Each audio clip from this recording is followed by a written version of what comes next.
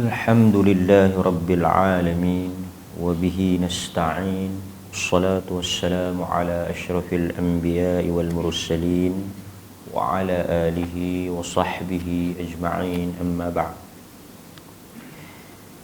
Hadirin mukminin, tuan-tuan, muslimin, muslimat yang dirahmati, dikasihi oleh Allah Subhanahu wa taala, kita bersyukur kerana dengan izin, inayah, pertolongan Allah Subhanahu wa taala kita diberikan peluang dan kesempatan untuk kita hadir, mendengar dan mengambil sedikit manfaat daripada apa yang kita dengar pada pagi ini, iaitu tadabbur ayat-ayat pilihan. Dan kita masih lagi di dalam suratul Ghashiyah.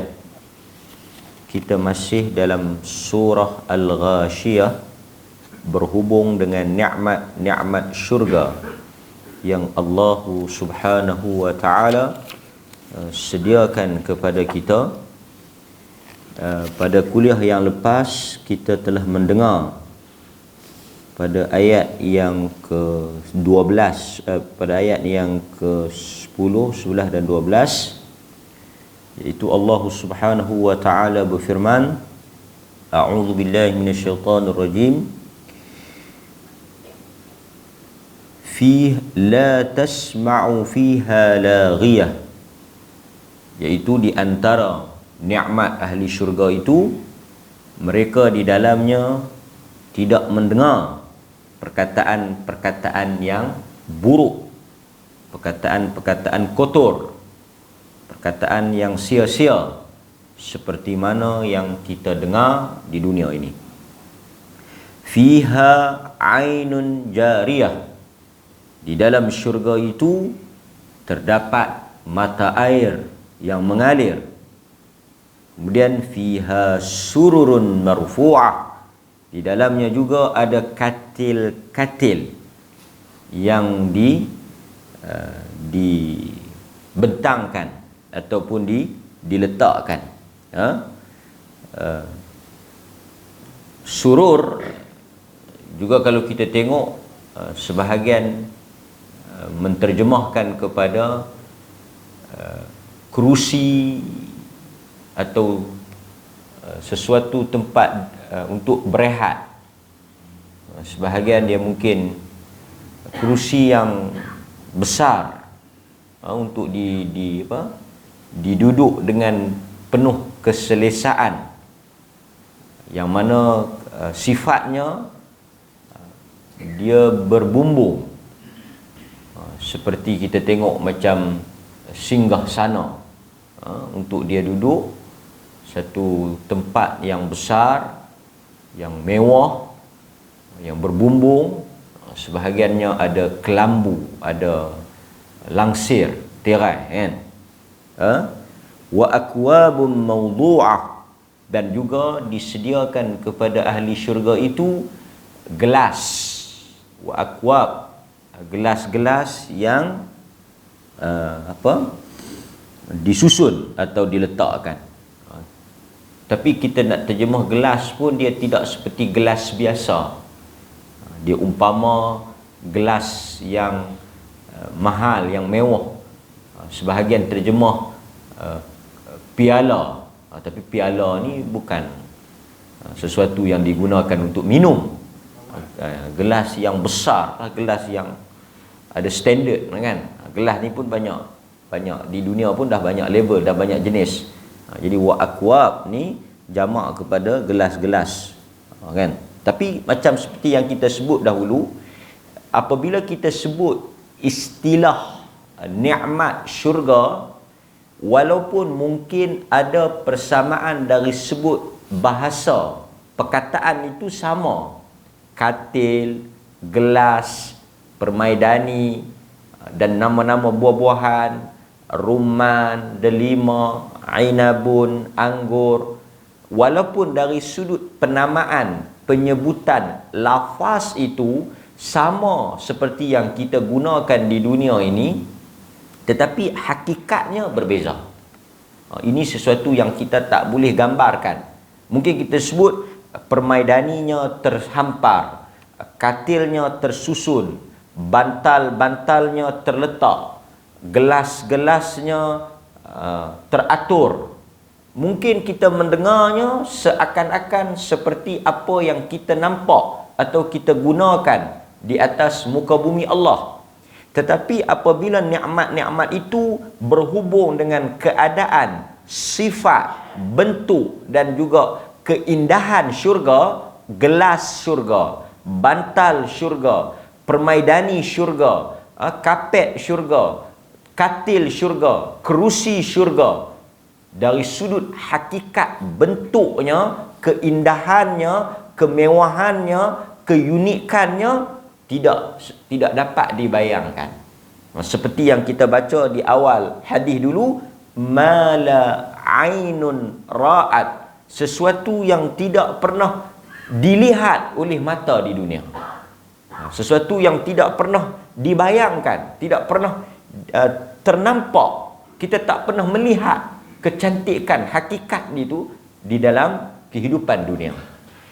Udhunun sami'at, telinga juga tidak pernah terdengar betapa cantiknya atau betapa hebatnya keindahan syurga tersebut. Wala khatarin ala qalbil bashar, dan juga kita tidak pernah terbayang, tidak pernah terlintas begitu cantiknya apa yang kita akan lihat dengan izin Allah di dalam syurga nanti. Jadi di dalam ayat-ayat yang kita baca ni, pada ayat yang ke-8, pada ayat yang ke-10 kita dah sebut, fi jannatin 'aliyah, di dalam syurga yang ditinggikan. Mereka tidak mendengar di dalamnya perkataan-perkataan yang lara, sia-sia, kotor, buruk dan sebagainya. Fiha 'ainun jariyah, di dalamnya ada mata air yang mengalir. Kemudian sururun marfu'ah, katil-katil atau kerusi-kerusi yang diangkat ataupun yang disusun. Jadi dalam ayat yang ke 11, 12 dan 13, 14, 15, 16, ayat-ayat itu berhubung dengan kenikmatan syurga.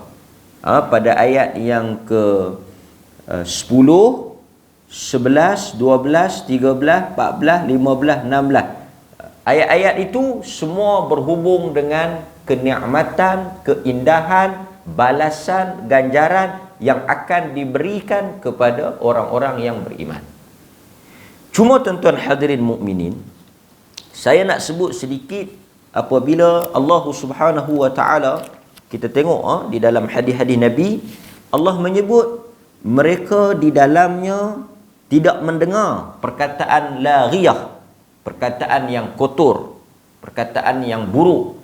Kita dah tafsir atau kita dah terjemah atau kita dah tadabbur sikit dalam kuliah yang lepas, iaitu penghuni-penghuni syurga ini mereka hanya mendengar perkataan yang baik, ucapan salam, perkataan-perkataan yang menenangkan jiwa, perkataan yang tidak ada celaan, tidak ada makian, tidak ada mendengki di antara satu sama lain. Kalau kita tengok di dalam Al-Quran, Allah Subhanahu wa taala ada menyebut di beberapa tempat yang lain berhubung dengan perkataan ahli-ahli syurga ini. Kalau boleh kita ulang sedikit.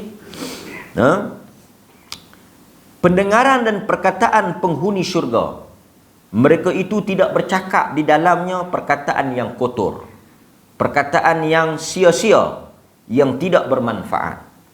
Perkataan mereka tidak berunsur dosa. Jika mereka mendengar, semua yang mereka mendengar itu adalah daripada kebaikan dan perkara yang menyenangkan. Apabila mereka berbicara sesuatu yang baik dan bermanfaat. Apabila mereka mendengar sesuatu yang baik dan bermanfaat. Fikiran dan hati mereka tenang, tentram.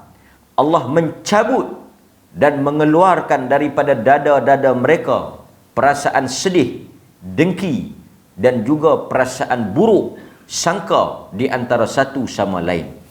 Itu antara bayangan awal apa yang kita akan tempuh di dalam syurga dengan izin Allah. Maksudnya di dunia ini kita melihat adanya perkataan kotor, perkataan buruk disebabkan oleh hati-hati yang kotor.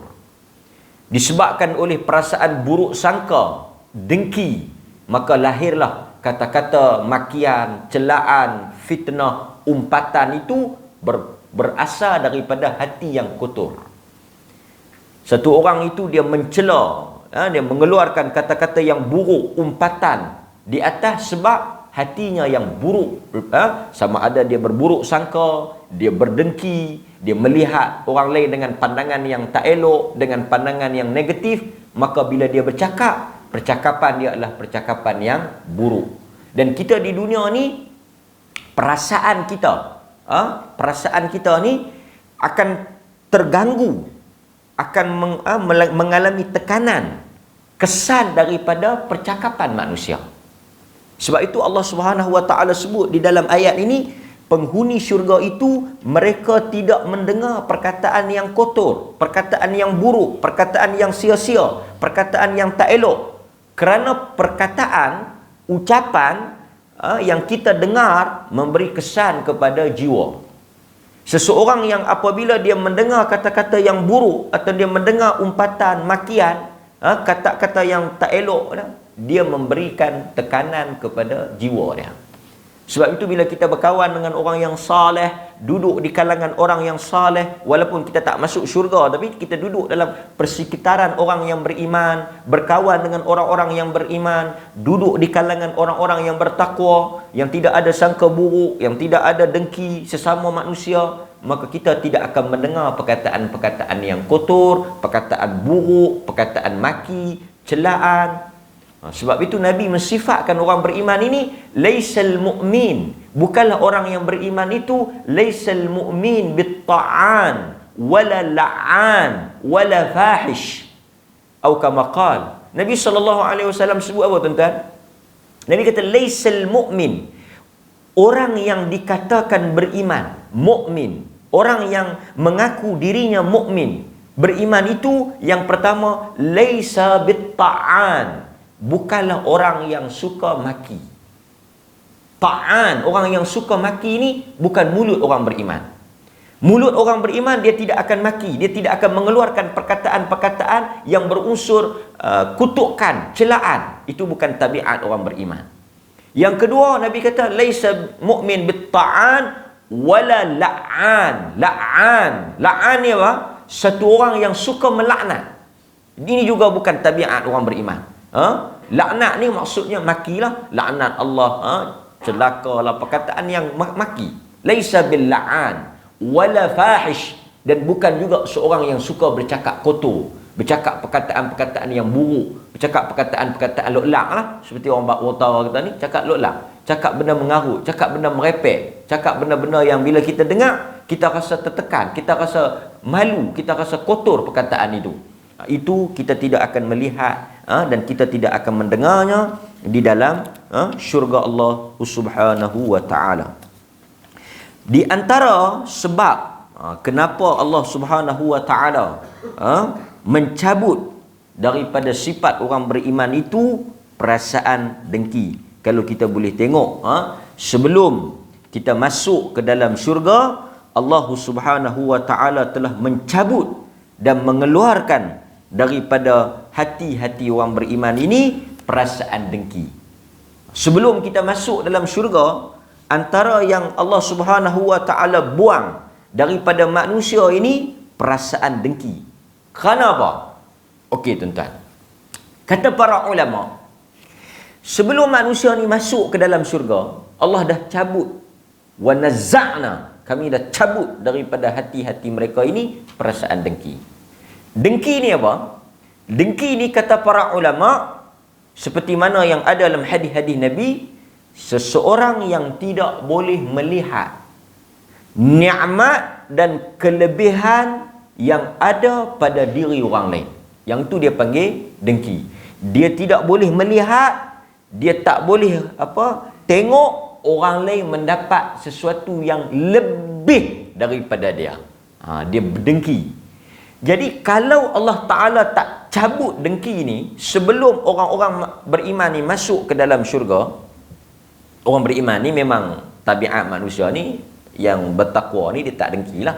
Tapi dengki ni satu yang tak boleh dijangka. Kadang-kadang dia mari dalam lintasan hati.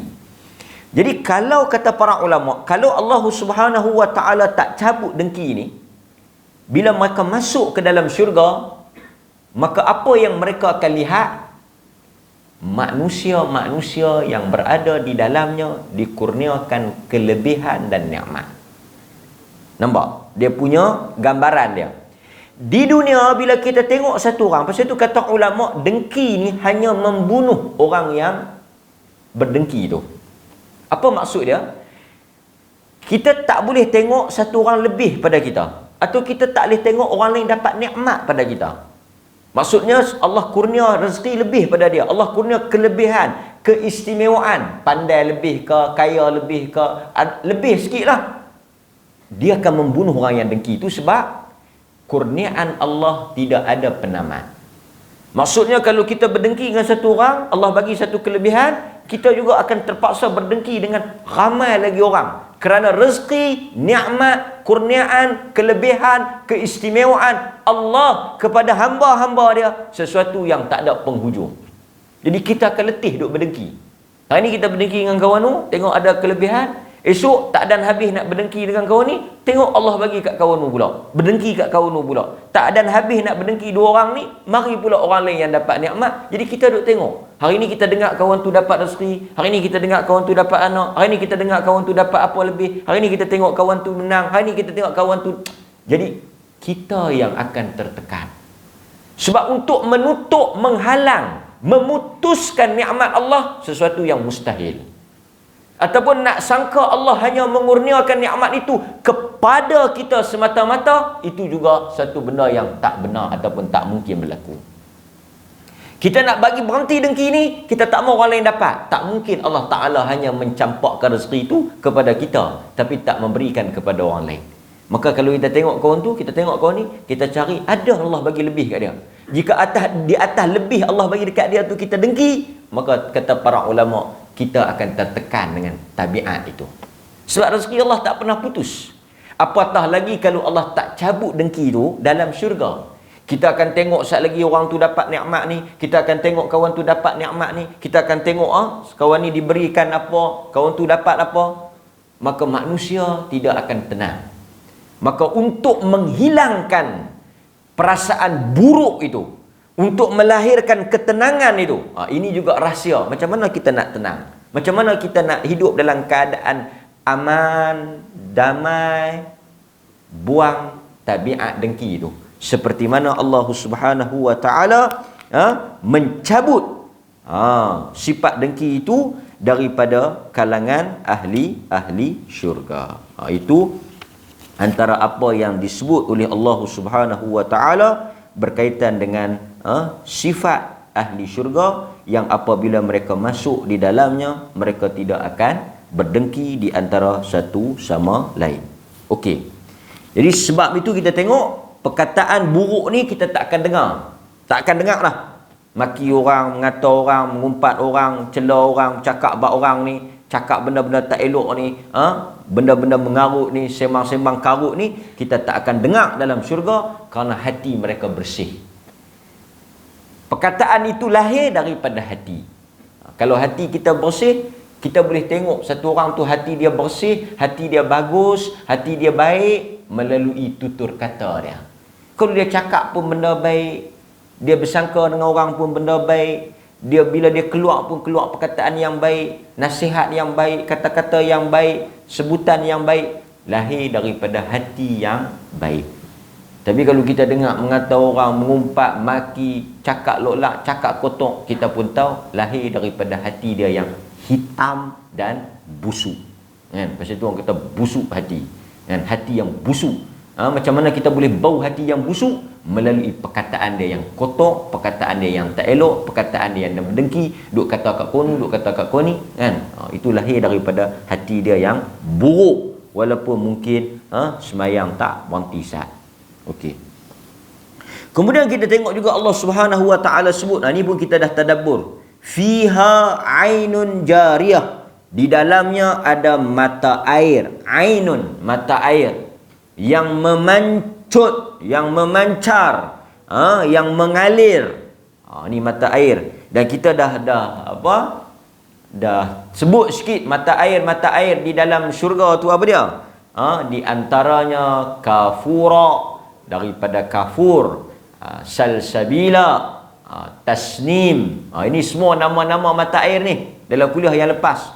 Zanjabila, salsabila, kafura, tasnim. Ini semua nama-nama mata air. Mata air yang memancarkan air kafur, air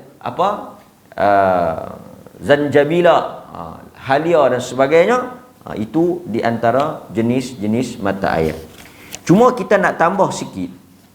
Apabila Al-Quran menyebut mata air, Al-Quran juga pada ayat-ayat yang lain gabungan atau kembar kepada mata air ini sungai. Betul tak? Mata air ini dia berkait dengan sungai.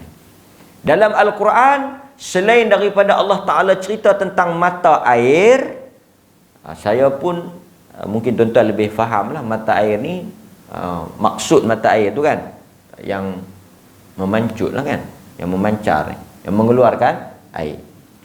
Allah juga akan sebut satu lagi dalam syurga ni yang berkait dengan air, sungai. Sungai. Dan selalu kita dengar nahrun. Nahrun tu singular kan. Dia punya plural dia anhar. Jadi yang tuan-tuan duk dengar tajri min tahtihal anhar. Kerap tak kita dengar tentang sungai. Dia salah satu daripada nikmat Allah ni adalah sungai. Mata air tadi berkait dengan sungai, sungai juga berkait dengan mata air. Jadi kita nak tengok sikit cerita tentang sungai sebagai huraian tambahan kepada mata air tadi. Allah Subhanahu wa taala sebut banyak dalam Al-Quran, antaranya suratul Baqarah ayat 25. Wa basyiril ladzina amanu wa 'amilus salihat anna lahum jannatin tajri min tahtihal anhar. Dan berikanlah kabar gembira kepada orang-orang yang beriman, orang-orang yang melakukan amalan saleh. Sesungguhnya bagi mereka itu jannat. Jannat, syurga. Tapi asal perkataan jannah ni kebun. Asal perkataan kebun. Kebun, pasal itu kita tengok dalam syurga banyak cerita tentang buah-buahan. Banyak cerita tentang sungai. Banyak cerita tentang tasik, tentang air. Kerana sesuatu nikmat yang paling dekat dengan orang Arab, kebun, pokok, buah, sungai, mata air. Ataupun kalau kita tengok dalam geografi tanah padang pasir ni, oasis. Kan? Kebun yang ada di dalamnya sungai. Itu yang paling A lah. Kebun di dalamnya ada sungai atau ada air yang mengalir, kan? Okey? Bagi mereka itu syurga-syurga yang mengalir di bawahnya, min tahtiha al-anhar, sungai-sungai. Banyaklah jamak kan. Kemudian Allah sebut dalam surah Yunus ayat 9, tajri min tahtihimul anhar fi jannatin na'im. Dan di bawah kebun-kebun itu mengalir sungai-sungai di dalam syurga yang penuh dengan kenikmatan. Kemudian Allah Subhanahu wa taala juga sebut dalam surah Muhammad ayat 15. Allah kata apa? Dan perumpamaan bagi mereka yang menjadi penghuni syurga dijanjikan kepada orang yang bertakwa dan beriman. Di dalamnya ada sungai dari air yang tidak berubah rasa dan baunya. Apa dia? Allah Subhanahu wa taala kata min ma'in ghairi asin wa anharum min laban lam yataghayyar ta'muh. Allah kata daripada sungai yang tidak berubah rasanya, tidak berubah baunya. Sungai-sungai apa? Laban. Sungai susu. Laban ni susu. Maksudnya air sungai itu susu. Susu yang tidak berbau, yang tidak berubah rasa. Kata Al-Imam Ibnul Qayyim, sungai ni ataupun air ni, termasuk mata air tadi, sifat yang hebat dalam syurga ni, dia tak berubah rasa, dia tak berubah warna, dan dia tak berubah bau. Kerana air ni dia punya masalah besarnya pencemaran. Pencemaran bau. Kan? Kita nampak air tu jernih, tapi bila kita pergi cium, busuk. Ada juga rosak. Kan? Yang lagi teruk, warna dia pun kotor, bau dia pun busuk, rasa tak payah duk cakap lah. Kadang-kadang ada juga air yang jernih, air yang cantik, air yang wangi. Air wangi lah, air elok lah, tapi keruh. Macam air sungai atau air terjun yang mungkin hujan ke apa, kita pergi tengok air dia keruh. Warna tu tak elok lah, tapi air tu sejuk, air tu tak kotor, cuma keruh dia punya tanah dia. Kita tak nak juga. Tapi Quran bila dia cerita tentang sungai, mata air di dalam syurga, kata Al-Imam Ibnul Qayyim, Allah telah cabut buang sifat-sifat yang buruk pada sungai itu. Susunya tidak berubah rasa. Susu ni paling cepat rosak. Dia akan cepat masam. Kan? Tapi di dalam syurga mereka tak bertemu dengan susu yang masam. Kemudian Allah kata apa lagi? Selain daripada anhar minal laban, daripada sungai susu, anharun min khamr, daripada sungai-sungai arak. Sungai-sungai arak. Lagi anharun min asal, sungai-sungai madu musaffa, yang ditapis, yang murni. Jadi ada 3 jenis sungai. Sungai susu, sungai arak, dan sungai asal, madu. Air sungai itu daripada madu. Itu nampak. Surah Muhammad ayat 15. Dalam hadis Nabi SAW, Nabi sebut benda yang sama.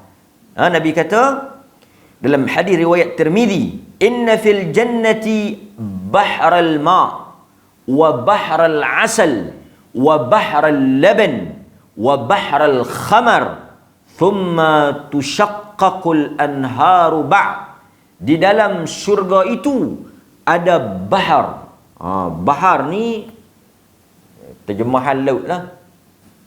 Laut ni kemungkinan kita sungai pun khilaf juga. Sungai di Perlis ni, kalau kita pergi nak banding dengan di luar, kita panggil sungai, orang Perlis panggil sungai. Orang luar kalau mai tengok sungai Perlis, dia panggil parit ataupun longkang, ya. Lepas itu bila kita pergi Pahang, kita tengok sungai Pahang, kita kata laut. Nak banding sungai Pahang, sungai Perak, sungai di sana besar, kan? Kita pergi sungai mana lagi? Sungai di Sarawak, kan? Setengah sungai di Sarawak ada ombak. Apa nama saya pun tak tahu dia sebut, tapi dia macam berombak tu. Sungai tu dia ada ombak macam laut tu. Sebab itu bila Nabi sebut bahar, laut ni kemungkinan sungai yang terlalu besar, satu kawasan yang besar. Kan? Perbezaan istilah lah. Jadi di dalam itu ada bahar, lautan air, bahrul ma', bahrul asal, lautan madu. Sebab pasal apa dia sebut madu? Dan kalau kita tengok dalam kehidupan orang Arab, budaya Arab, memang Nabi dan madu ni tak berpisah. Pasal itu kita tengok antara makanan yang dikaitkan dengan Nabi, yang dikatakan sunnah Nabi, madu lah. Madu kan, madu Yaman, madu apa semua lah kan. Kemudian susu. Dan memang kita tengok makanan orang Arab pun susu. Kita mungkin di Malaysia ni tak minum sangat kot susu. Pasal itu bila sebut susu, dia tak berapa nak melompat sangat, kan? Tapi kalau Arab kita pergi, memang salah satunya laban lah. Memang makanan, minuman mereka ni susu, kan? Tapi kita kalau kita tengok, kita pasal itu susu ni kita tak rasa sangat feel. Susu, tak apalah susu, kan? Sebab kita tak boleh nak rasa hebatnya susu tu, kan? Tapi yang ni pun tak tahulah, kan? Bahrul khamar, daripada sungai ataupun lautan Arak. Lautan Arak. Kan? Arak tak tahu macam mana rasa. Rasa kita bila dengar lautan Arak kan. Mungkin sebahagian orang dia teringin nak minum. Sebahagian orang kalau Tuhan tak haramkan arak pun memang dia tak minum. Dia beza. Kan? Pasal tu nikmat ni dia tak sama satu orang dengan orang lain. Nikmat ni dia tak sama. Saya bagi contoh. Satu orang memang tak makan durian. Tiba-tiba dia kena sakit. Doktor pun pesan dekat dia, penyakit pakcik ni kena pantang durian.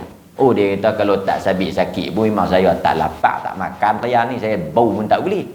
So dia tak rasa terseksa dan dia tak rasa sangat, tak boleh nak bayang lah. Dia tak galak sangat lah, dia tak pelik. Tapi satu orang yang memang kaki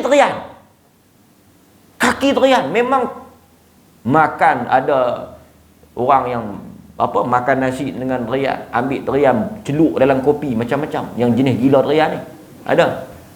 Sahabat saya seorang dia makan, dia ambil durian, dia bubuh dalam kopi, kucai dia minum. Ni macam-macam jenis orang makan dengan pulut, makan dengan nasi macam-macam kan. Aiskrim durian daripada pagi sampai ke malam durian kan. Dia tak boleh dengar durian, dia jadi naik macam satu shock, terkejut. Dia ni kalau kita pergi larang, dia mungkin dia kata tak apa, biar mati pun tak apa, janji saya boleh makan. Cuba tuan-tuan bayangkan, dia kata tak apa, pantang sat 3-4 hari ni jangan makan. Tuan-tuan bayangkan, pada hari dia dibenarkan, dia picek pula, okey, darah nampak gaya dah okey, gula pun dah okey, nak makan pun boleh dah. Tuan-tuan boleh imagine tak dia punya feel tu macam mana? Satu benda yang dia memang teringin, dia memang duk merasa, dia memang duk makan, dia tahan, dia kontrol, dia kawal, dia tak boleh makan pasal dilarang. Cuba bayang waktu dapat green light kata boleh makan. Kan? Silap-silap dengan kulit tu pun dia rekah. Ni Allah Ta'ala cerita kan. Nampak? Tetapi kata para ulama, kesemua sifat-sifat buruk yang ada pada arak itu, yang memeningkan, menghilangkan akal, merosakkan fikiran, tidaklah ada pada sungai di dalam syurga.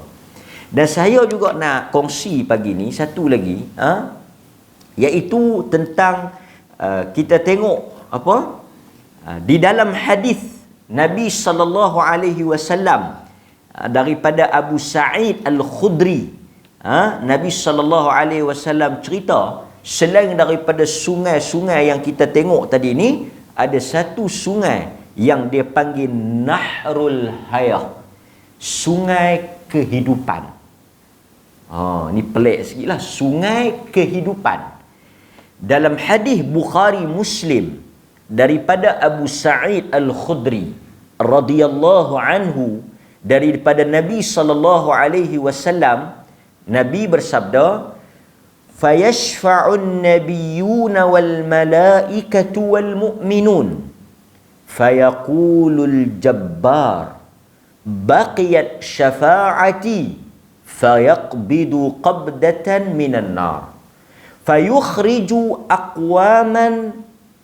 aqwaman qadim tuhishu fayulqawna fi nahrin bi afwahil jannah yuqalu lahu ma'ul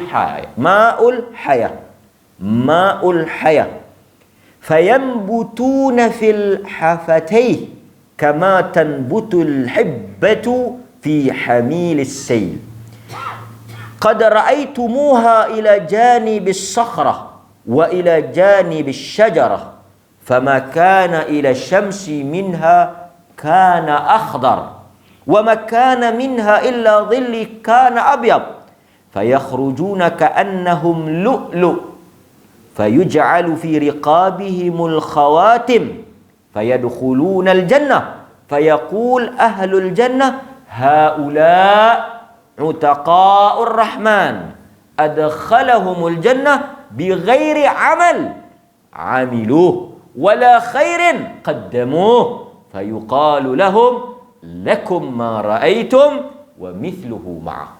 Sakane Allah berfirman, malaikat-malaikat dan para nabi dan orang-orang beriman boleh memberi syafaat.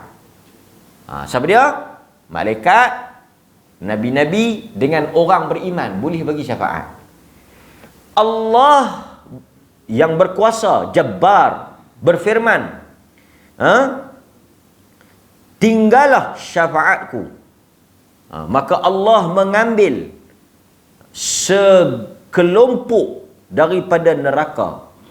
Dia mengeluarkan daripada neraka. Ini kehendak Allah. Kehendak Allah. Allah mengambil sekelompok manusia ahli neraka ni yang telah hangus terbakar. Maksud dah masuk dalam neraka, terbakar hangus. Allah memasukkan mereka ke dalam sungai di mulut syurga yang bernama Sungai Al-Hayah. Ambil tok dalam sungai tu. Pasal apa? Pasal dah hangus terbakar lah. Kena pergi tok dalam sungai tu bagi mandi sungai tu. Bagi mandi dalam sungai tu. Maka mereka keluar daripada sungai itu seperti tanaman yang tumbuh di tepi air. Maksudnya dia macam ni lah. Bila dah hangus terbakar, tok masuk dalam sungai tu, isi tu tumbuh balik. Dia keluar bagi jadi macam orang asal. Macam mana pokok kita tok biji benih, tuang air, dia tumbuh. Dia jadi macam tu balik. Maknanya lepas dia mandi tu jadi orang balik, jadi elok balik. Kan? Okey?